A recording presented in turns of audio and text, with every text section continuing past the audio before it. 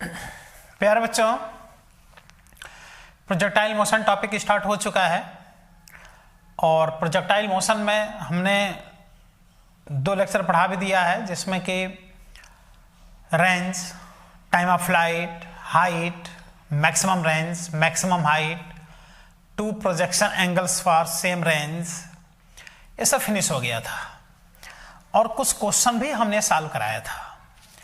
आज पूरे लेक्चर हम असाइनमेंट से क्वेश्चन कराएंगे, जिससे कि और ज़्यादा प्रोजेक्टाइल मोशन का कॉन्सेप्ट डेवलप हो। उसके बाद से तब स्टार्ट करेंगे अगले वीडियो लेक्चर से special case of projectile motion. Special case बताते चलेंगे और क्वेश्चन कराते चलेंगे। स्पेशल केस फिनिश होगा तो टॉपिक फिनिश भी हो जाएगा, जिसमें कि सेकेंड लेवल से हमने क्वेश्चन नंबर 5 सॉल्व कराया था, क्वेश्चन नंबर 6 सॉल्व कराया था। अब क्वेश्चन नंबर थोड़ा 4 सॉल्व कराते हैं सेकेंड लेवल से। क्वेश्चन नंबर 4 देखो, problem question number 4 of second level. Question हम पढ़ते हैं, असाइनमेंट भी आप लोगों को भेज दिया गया है। क्वेश्चन देख लेना। A grasshopper can jump a maximum horizontal distance 20 centimetre. तो ग्रास हॉपर का मतलब टिड्डे होते हैं, जो टिड्डा होते हैं इंसेक्ट, उनका जो पैर ऐसा सेट होता है कि जंप करते हैं तो बहुत दूर जंप करते हैं, तो मैक्सिमम हॉरिजॉन्टल डिस्टेंस कवर कर रहा है, यानी मैक्सिमम रेंज कवर कर रहा है। ध्यान दो, 20 सेंटीमीटर यानी मैक्सिमम रेंज ये दे दिया है 20 सेंटीमीटर, 0.2 मीटर, 20 सेंटीमीटर यानी 0.2 मीटर, इतना जंप कर रहा है। What is its speed travel along the road. Road के अलोंग कितना स्पीड है, देख रहे हो। कह रहा है find its speed along the road. Road के अलोंग इसका कितना स्पीड है फाइंड करना है। बताते हैं क्या फाइंड करना है। यहां पर ऑप्शन दिए हुए हैं √2 मीटर पर सेकेंड, इसके बाद से है 1 मीटर पर सेकेंड, फिर है 1/√2 मीटर पर सेकेंड, और कैन नॉट बी कैलकुलेटेड। देख रहे हो, कैन नॉट बी कैलकुलेटेड, यानी जब ग्रास हॉपर जंप कर रहा है तो कह रहा है कि मैक्सिमम वो हॉरिजॉन्टल डिस्टेंस कवर कर रहा है। तो मैक्सिमम के लिए कंफर्म है जंप कितने पे किया होगा, 45 डिग्री पर। तो इसका मैक्सिमम रेंज दे दिया है, ये स्पीड u है, यही इसका हो गया मैक्सिमम रेंज, जो कितने मीटर है, 0.2 मीटर। तो क्या पूछ रहा है, देखो स्पीड अलोंग द रोड। तो रोड के अलोंग स्पीड मतलब इस वेलोसिटी का रोड के अलोंग कंपोनेंट, कुल मिला के प्रोजेक्शन वेलोसिटी का हॉरिजॉन्टल कंपोनेंट पूछ रहा है।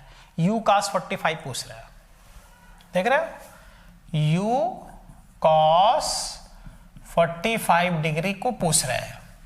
तो पहले तो u का वैल्यू फाइंड करो। u आएगा किससे, मैक्सिमम रेंज से। मैक्सिमम रेंज होता है u²/g, यह है 0.2 = u²/10, u² = आ गया 2, इसलिए u = आ गया √2, देख रहे हो, u = √2 मीटर पर सेकेंड। अब हम लोग फाइंड कर लें speed of grass hopper along the road. Road के अलोंग यानी horizontal component, u cos 45, u का वैल्यू आ गया √2, cos 45 का वैल्यू 1/√2, कैंसिल होके कितना आ गया, 1 मीटर पर सेकेंड।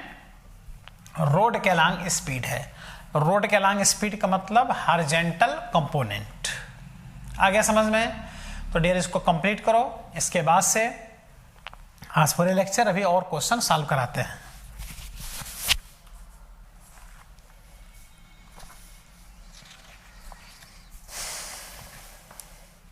मैक्सिमम रेंज का फॉर्मूला 45 डिग्री पे U square upon G।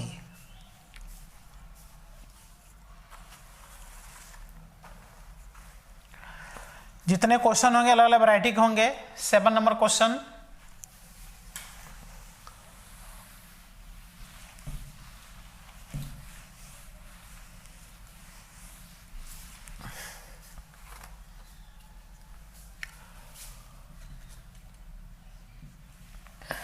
Question number 7, a large number of bullets are fired in all directions with the same speed v. What is the maximum area on the ground on which these bullets will fire spread?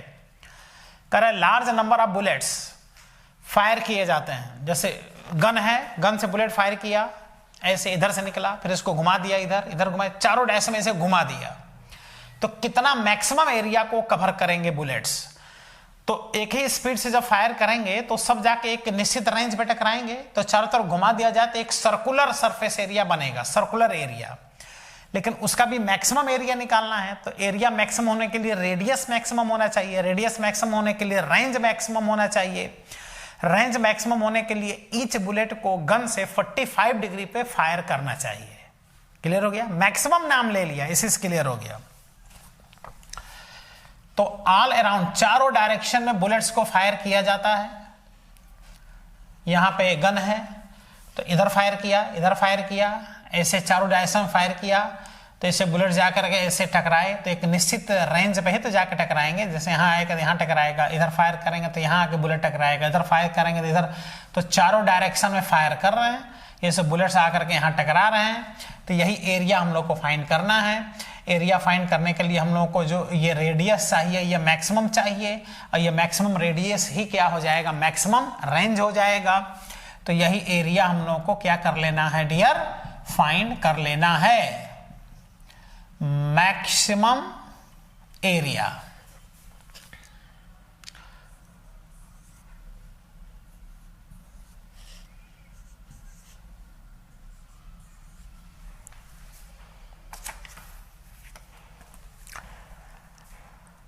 तो answer दिया है पाई V square अपान G, पाई V power 4 अपान G square, pi square V power 4 अपान G square, pi square V square अपान G square.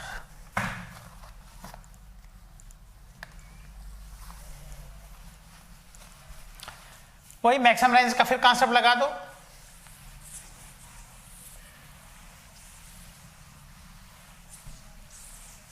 जो projection speed है वो v है, तो der जो maximum area होगा सर्कल का एरिया पाई आर स्क्वायर, इसके लिए रेडियस मैक्सिमम होना चाहिए मैक्सिमम एरिया के लिए, और रेडियस ही मैक्सिमम रेंज बनेगा। मैक्सिमम रेंज v स्क्वायर अपान g, प्रोजेक्शन स्पीड यहां u नहीं v है, तो v स्क्वायर अपान g मैक्सिमम रेंज का होल स्क्वायर, तो मैक्सिमम एरिया आ गया पाई v पावर 4 अपान g स्क्वायर। देख लो,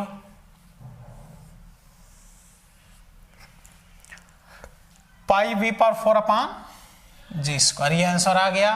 maximum area covered by the bullets, तो मैक्सिमम एरिया से समझ में आया कि रेंज मैक्सिमम होना चाहिए, क्योंकि रेडियस ही इसका रेंज बनेगा, और रेंज मैक्सिमम होने के लिए प्रोजेक्शन एंगल 45 डिग्री होने से मैक्सिमम रेंज पता है। देखो निकला है, बहुत ही कॉमन क्वेश्चन है, खूब आता है सब एग्जाम में क्वेश्चन। नेक्स्ट क्वेश्चन, इसको सॉल्व करो। तो नेक्स्ट क्वेश्चन सॉल्व कराते हैं। 9 number question,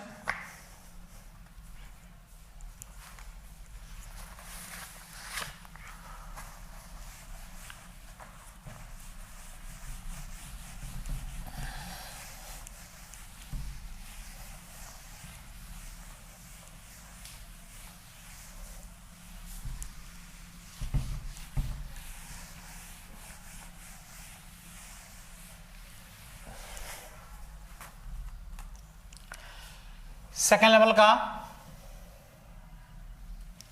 question number 9, the velocity at the maximum height of a projectile is half its initial velocity of projection u, its range on the horizontal plane.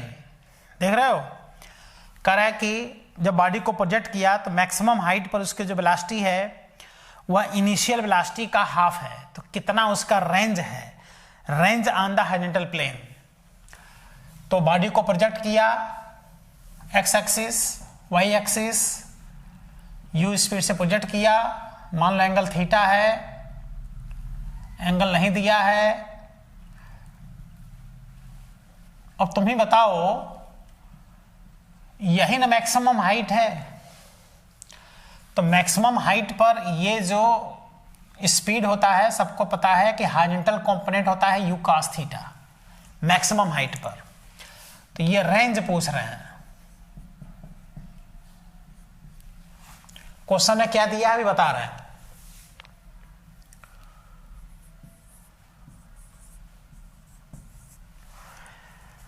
Range दिया है √3 u square upon 2g, u square upon 3g, 3 square upon 2g,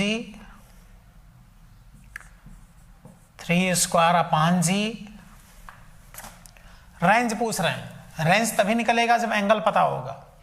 अब question में कह रहे हैं, देख लो question में कह रहे हैं कि मैक्सिमम हाइट पर जो स्पीड है u cos theta projection velocity का हाफ है। देखो हाफ ऑफ प्रोजेक्शन वेलोसिटी ये क्वेश्चन में दिए हैं। तो यहां से क्या होगा, u से u कैंसिल हो जाएगा, cos थीटा आ जाएगा, cos थीटा का वैल्यू 1/2 आ गया, बोलो।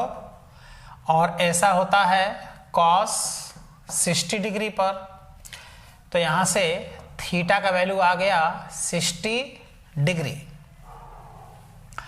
अब हम लोग को क्या फाइंड करना है, range.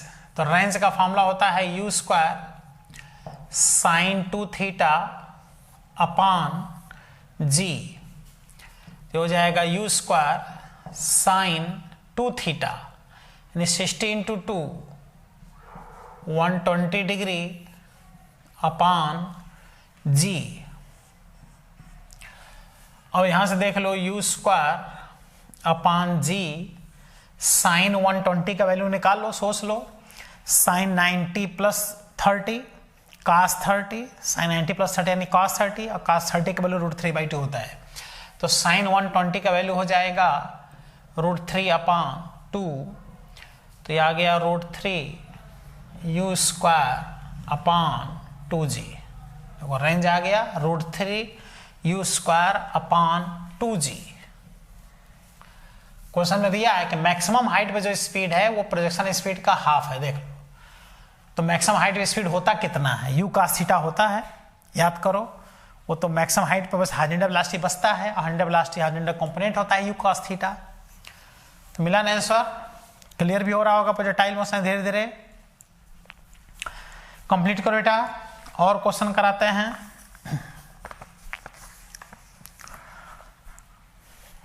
Eight number question number 8 सॉल्व कराएंगे सेकेंड लेवल से ही।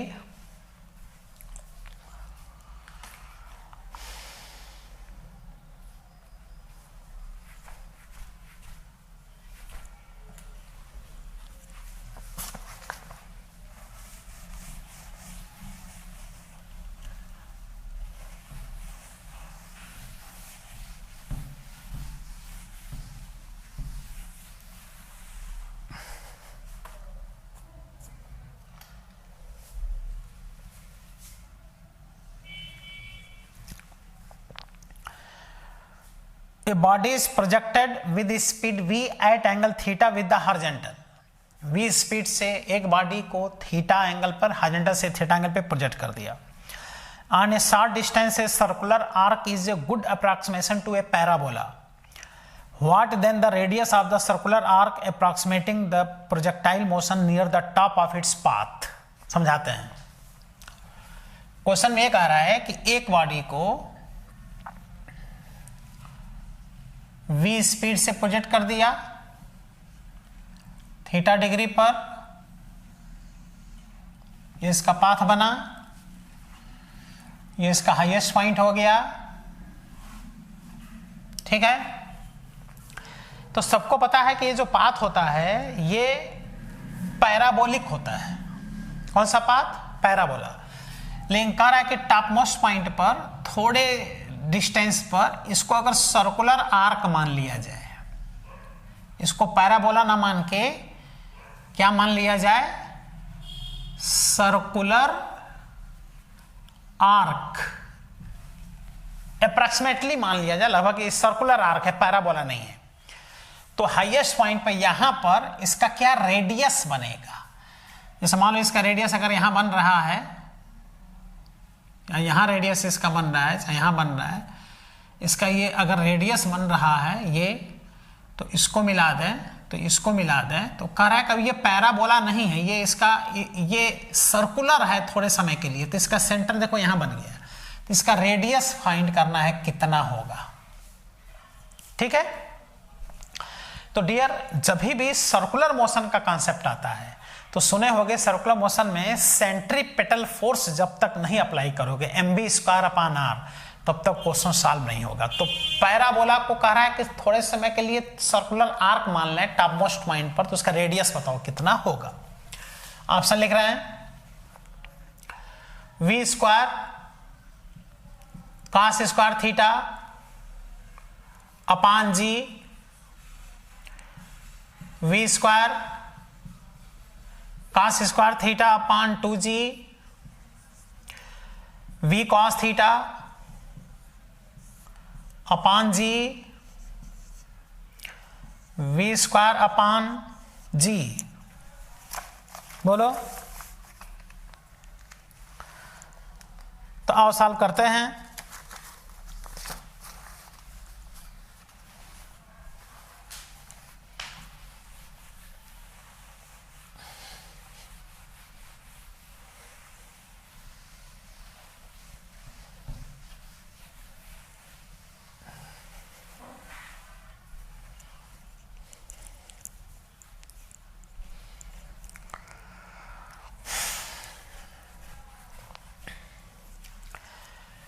तो जब ये जिस बॉडी को प्रोजेक्ट किया वो बॉडी जब यहाँ हाईएस्ट पॉइंट पे आया होगा, इसका मास m रहा होगा, तो इस बॉडी का वेट हमेशा लगेगा नीचे mg, इस बॉडी का वेट। और यहाँ पे जो स्पीड होगा वो कितना होगा? v cos theta. Highest point पे पूछ रहा है कितना सेंटर बनेगा, रेडियस, v cos थीटा यहाँ का स्पीड बनेगा। तो बताओ इस पॉइंट पर सेंटर के तरफ फोर्स कितना लग रहा है? mg। और सेंटर के तरफ लगने वाला फोर्स ही सेंट्रीपेटल प्रोवाइड करता है। तो टॉप मोस्ट पॉइंट पर ही पूछ रहा है, टॉप मोस्ट पॉइंट पर सेंटर के तरफ वेट mg लग रहा है, वही हो जाएगा सेंट्रीपेटल फोर्स। तो क्या कहेंगे? हेयर जो mg होगा, इस बॉडी का वेट वो देखो सेंटर की तरफ लग रहा है, mg प्रोवाइड करा देगा centripetal force. mg is equal to centripetal force mv²/r। तो m और यहां का स्पीड v cos थीटा का स्क्वायर अपान r, मास से मास कैंसिल हो गया, रेडियस पूछ रहा है, r is equal to v² cos² theta, देखो v² cos² theta upon g। ये हो गया रेडियस, देख लो, r is equal to v² cos² theta upon g। ठीक है, टॉप मोस्ट पॉइंट पे स्पीड कितना होता है उसकी आवश्यकता पड़ा। थोड़ा सर्कुलर मोशन का सेंट्रीपेटल फोर्स mv²/, आगे हम लोग पढ़ेंगे सर्कुलर मोशन, उसमें क्या खास बात, आगे हम लोग पढ़ना ही है। ठीक है, कंप्लीट करो बेटा, अभी और क्वेश्चन कराते हैं। आज अब खुद क्वेश्चन कराएंगे तो अच्छा लगेगा, कॉन्सेप्ट समझ में आएगा।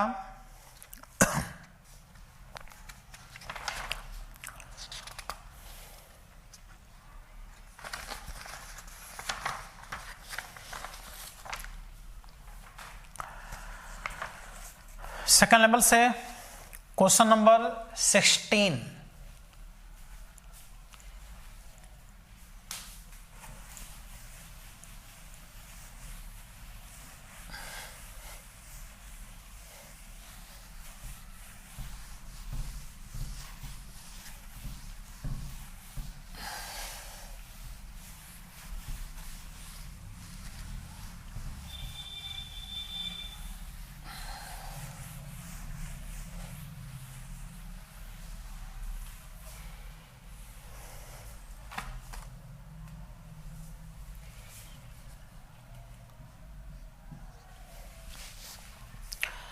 Sixteen number question, two projectile A and B thrown with velocities v and v/2। लिखते जा रहे हैं, समझ में आता जाएगा। टू प्रोजेक्टाइल्स हैं, एक ए है एक बी है, इसको v से प्रोजेक्ट किया, इसको v/2 से प्रोजेक्ट किया, ठीक। Have same range, oh dear, जो रेंज इसका है वही रेंज इसका है, यानी जो ए रेंज प्रोड्यूस कर रहा है वही बी प्रोड्यूस कर रहा है, दोनों का रेंज क्या है, सेम है। If B is thrown at angle 15 degree from horizontal, B वाले को हॉरिजॉन्टल से 15 डिग्री पे प्रोजेक्ट किया गया है। A must have been thrown at angle, तो इसको कितने एंगल पर प्रोजेक्ट किया जाए कि दोनों का रेंज क्या हो जाए, सेम हो जाए। समझ में आया क्वेश्चन?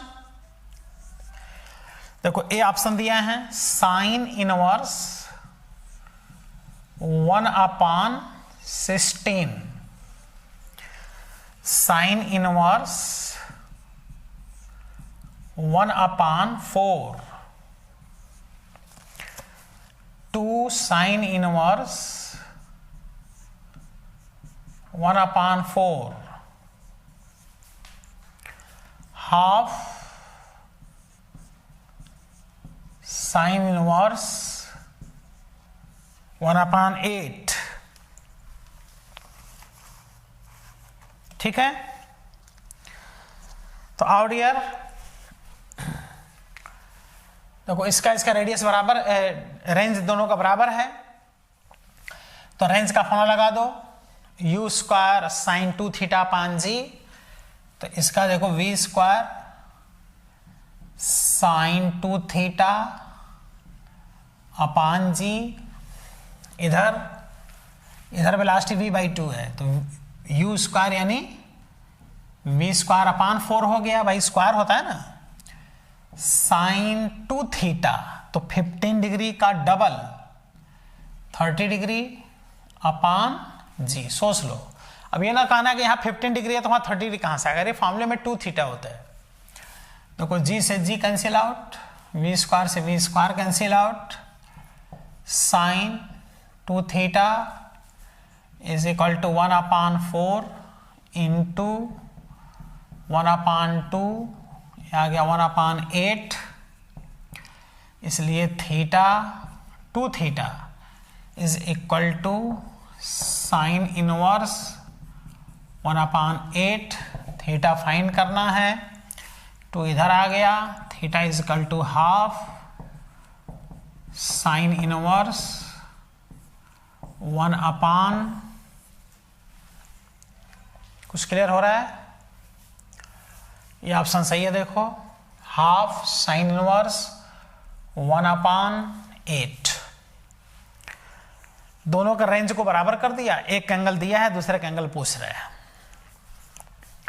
लेकिन कुछ स्टूडेंट के मन में एक कंफ्यूजन यहां क्रिएट हो गया होगा कि भाई सेम रेंज के लिए तो हम लोग पढ़े हैं कि सेम रेंज के लिए एक एंगल थीटा होगा तो दूसरा 90 माइनस थीटा होगा, तो सेम रेंज के लिए देखो, सेम रेंज के लिए इसका एंगल दिया है, इसका पूछ रहा है, तो 90 में से क्यों नहीं माइनस कर दिया है, क्यों नहीं आंसर आया?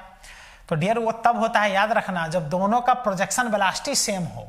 यहां देखो एक का कितना है v और दूसरे का कितना है v/2, कितनी माइन्यूट बात है कि नहीं, इस बात को ध्यान दो।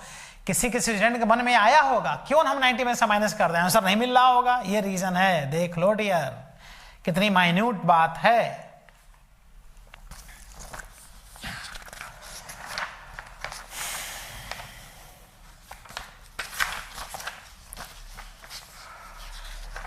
40 नंबर क्वेश्चन सॉल्व कर लें हम लोग।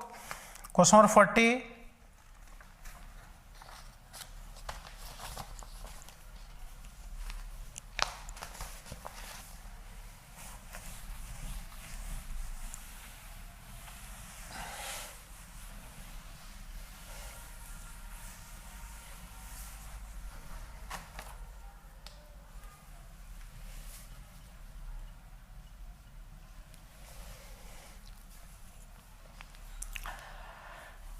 A projectile can have the same range or for two angles of projections।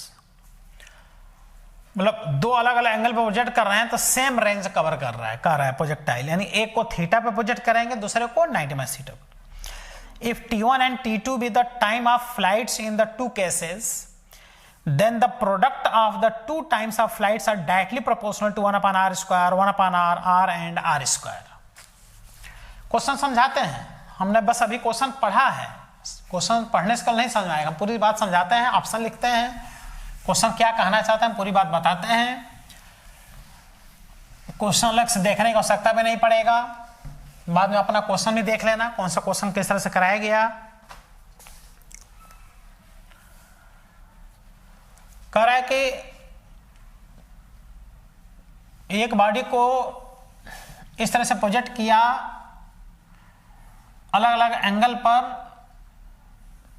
जिससे कि उनका रेंज क्या है, देखो सेम है, यानी जाहिर है कि सेम रेंज के लिए अगर दोनों ही एंगल पर सेम स्पीड से प्रोजेक्ट किया गया होगा। अगर ये एंगल अगर थीटा है तो निश्चित है ये एंगल 90 माइनस थीटा होना चाहिए, क्योंकि कॉम्प्लीमेंट्री एंगल पर ही दोनों का रेंज क्या होता है, सेम होता है। देखो रेंज क्या है, सेम है। इसका जो टाइम ऑफ फ्लाइट है वो T1 है, इसका टाइम ऑफ फ्लाइट T2 है। तो क्वेश्चन में देखो पूछ रहे हैं कि T1 और T2 का multiplication of T1 and T2 directly proportional to R पर किस तरह से डिपेंड है, ये पूछ रहे हैं। R पे किस तरह से डिपेंड है ये देखो पूछ रहे हैं। ऑप्शन दिए हैं, पहला ऑप्शन 1 अपान R स्क्वायर, इसके बाद से 1 अपान R, इसके बाद R, फिर है R स्क्वायर। देख रहे हो, यानी कंडीशन देखो, बॉडी को इस तरह से प्रोजेक्ट किया अलग अलग एंगल पे सेम स्पीड से कि उनका रेंज सेम है, तो जाहिर है कि पहले थीटा से प्रोजेक्ट किया हो गया, बाद में 90 थीटा से। इसका टाइम ऑफ फ्लाइट T1 है, इसका टाइम ऑफ फ्लाइट T2 है, तो दोनों टाइम ऑफ फ्लाइट का प्रोडक्ट यानी मल्टीप्लिकेशन R पे किस तरह से डिपेंड है। ठीक है, और ये क्वेश्चन देखो AIEEE 2004 एंड 2005 दोनों पूछा गया है।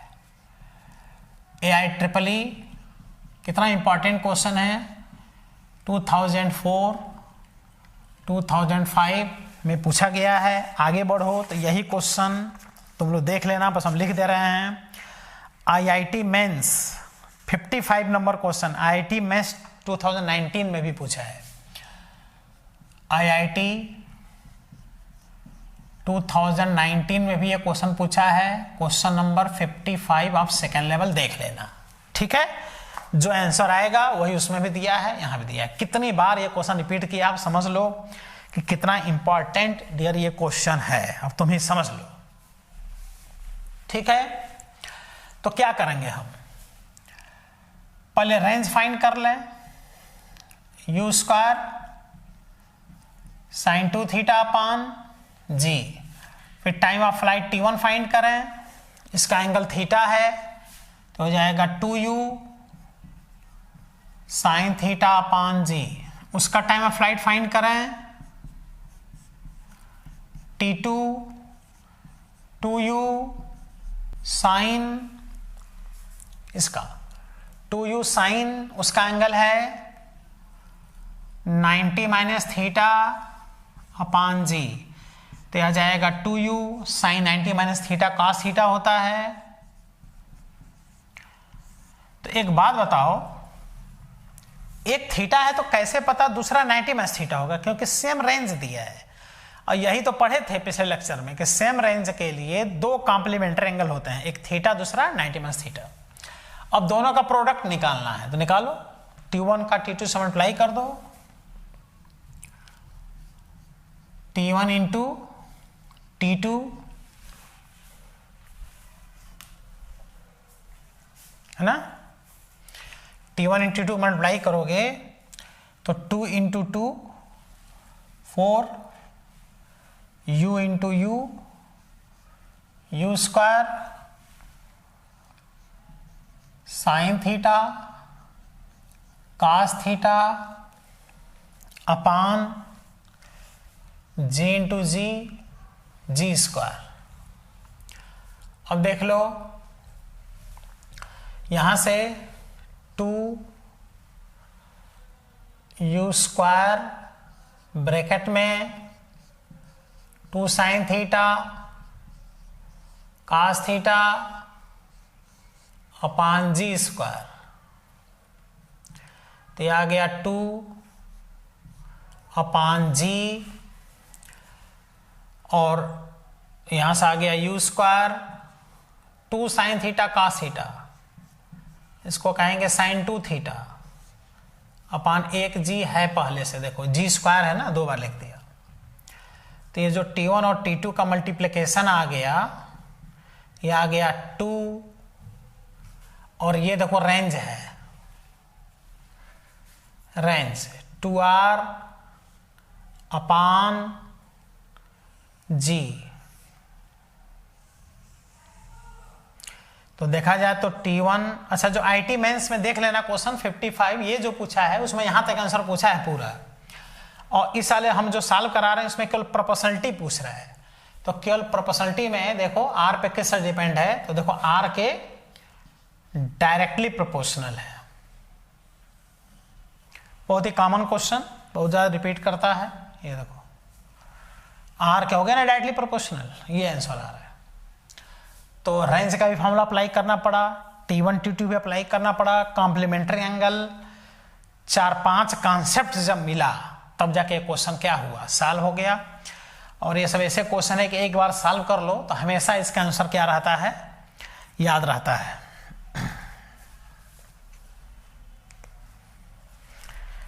कंप्लीट करो बेटा, नेक्स्ट क्वेश्चन कराने चल रहे हैं।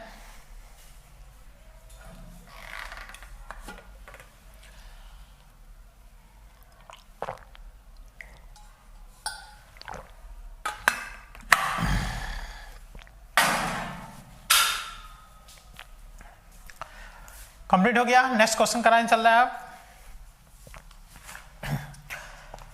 41 नंबर क्वेश्चन।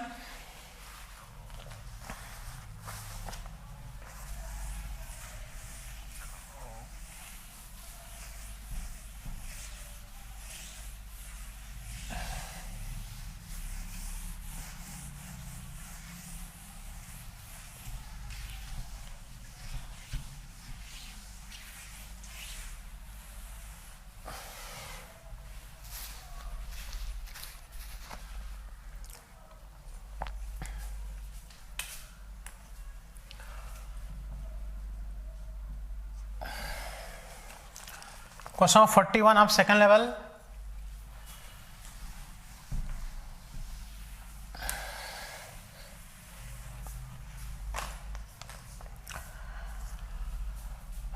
ये क्वेश्चन में AIEEE 2004 में पूछा है।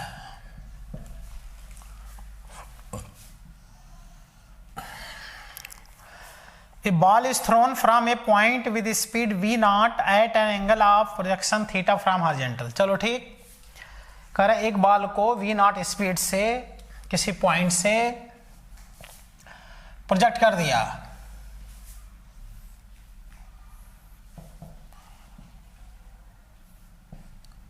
थीटा स्पीड से, थीटा एंगल से, v0 स्पीड से। तो ऐसे बॉल जा रहा है, यहां का टकराएगा, from the same point and at the same instant a person starts running with a constant speed v0 by 2 to catch the ball। इसको जैसे ही प्रोजेक्ट किया गया, यहां पर एक पर्सन है, वो तुरंत दौड़ना ये भी उसी के साथ प्रारंभ कर दिया, और कितने स्पीड से, v0/2 स्पीड से ये मैन दौड़ना प्रारंभ कर दिया, और कह रहा है ये बॉल को जाकर के कैच कर ले रहा है, and catch the ball, will the person able to catch the ball, ये बॉल को कैच करने के लिए दौड़ रहा है, ठीक है, कि बॉल को हम कैच कर लें। तो ऐसा होता है कि ये दौड़ करके सोचा कि हम बॉल को क्या कर लें, कैच कर लें, टू कैच द बॉल, और पता नहीं बॉल को कैच कर रहा है कि नहीं कर रहा है, नहीं कह रहा है कि बॉल को कैच करने के लिए दौड़ गया। तो कह रहा है कि क्या ये मैन बॉल को कैच कर पाएगा, और कैच कर पाएगा तो कितने एंगल पे इसको प्रोजेक्ट किया गया है, बॉल को फेंका गया है। क्वेश्चन है समझ में? तो पहला ऑप्शन दे रहे हैं एस, यानी कैच कर लेगा, और कितने एंगल पे जब प्रोजेक्ट करेगा, 60 डिग्री पर। बी ऑप्शन कह रहा है एस, जब 30 पे प्रोजेक्ट करेगा। फिर कह रहा है कि नो, कैच नहीं कर पाएगा, और ये कह रहा है एस, जब 45 डिग्री पे प्रोजेक्ट करेगा। मतलब अगर 60 डिग्री पे प्रोजेक्ट कर दिया जाए और इतने स्पीड से दौड़ जाए तो ये बॉल को कैच कर लेगा एस। फिर वही चीज यहां दिया, वही चीज यहां दिया, यहां कह रहा है कि कैच कर ही नहीं पाएगा। तो आप समझते हैं एक लाइन का सोल्यूशन है।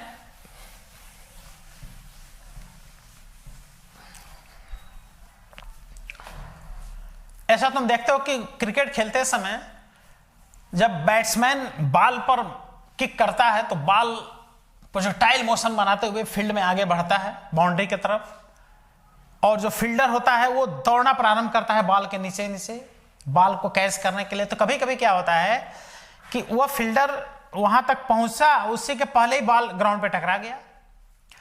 तो ये तब वो कैच कर पाएगा बॉल को जब फील्डर की स्पीड यानी मैन का स्पीड और बॉल का हॉरिजॉन्टल स्पीड बराबर हो जाए।